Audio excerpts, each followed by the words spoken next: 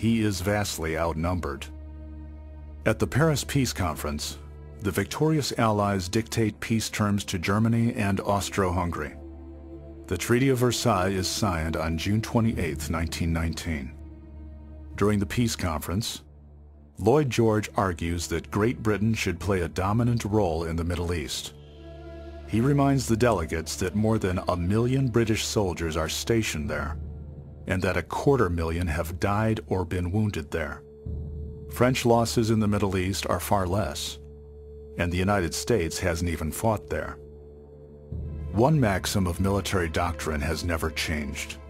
To control an occupied country, a government needs to have enough troops to do the job.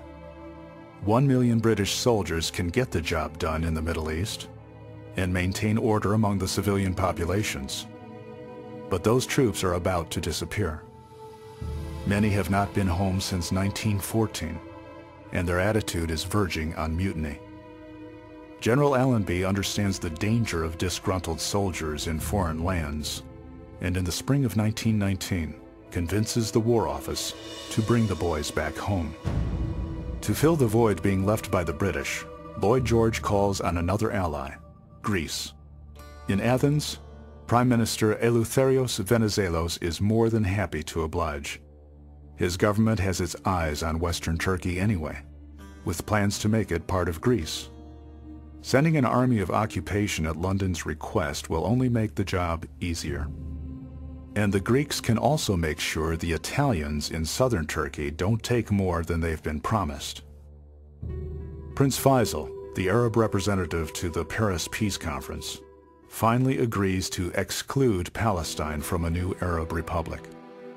Chaim Weizmann and other Jewish Zionist leaders are intent on making Palestine a new homeland for their people around the world. Lord A.J. Balfour has written a declaration to that effect. It reads in part, His Majesty's government view with favor the establishment in Palestine of a national home for the Jewish people, and will use their best endeavors to facilitate the achievement of this object. Dr. Chaim Weizmann, the Zionist leader who is responsible for the issuance of this statement, insisted that it be a public engagement. It had to be there on the front page of the newspaper. He correctly saw that only an agreement that was open and public would be considered legitimate in the post-war world. That the very secrecy with which other agreements were made suggested impropriety. And that was a very astute observation of Weizmann's, and it made an enormous difference in the Balfour Declaration. But Faisal and his Arabs still demand control over Syria and Lebanon. France, intent on dominating both areas, sees Faisal as nothing more than a British puppet, and Arab independence as nothing more than British manipulation. French Prime Minister Georges Clemenceau is frustrated by the political intrigue, and at one point in the negotiations, bursts into a rage and offers Lloyd George the choice of pistols or swords. Lord Balfour is more cynically detached and describes Wilson, George, and Clemenceau as three all-powerful, all-ignorant men, sitting there and carving up continents with only a child to lead them.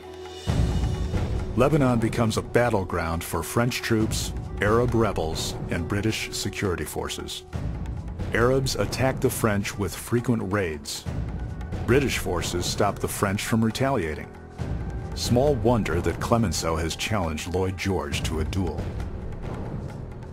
Winston Churchill, rehabilitated from his role in the Gallipoli disaster, becomes the government's new Secretary of War in 1919.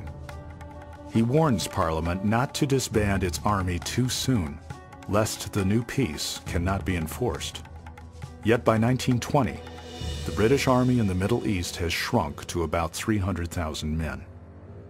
There was a British army of about 1 million men in the Middle East. And there was no other organized armed force in the whole of Asia. So Britain was in a position to impose her will, to make any settlement she wanted. But Winston Churchill warned that that situation was, in its nature, a temporary one, that it was very important for Britain to impose her terms before disbanding her armies. Because if she disbanded her armies first, she couldn't get her terms. This advice was unheeded. And Britain did indeed go ahead and dissolve her armies. And the result was that within months after the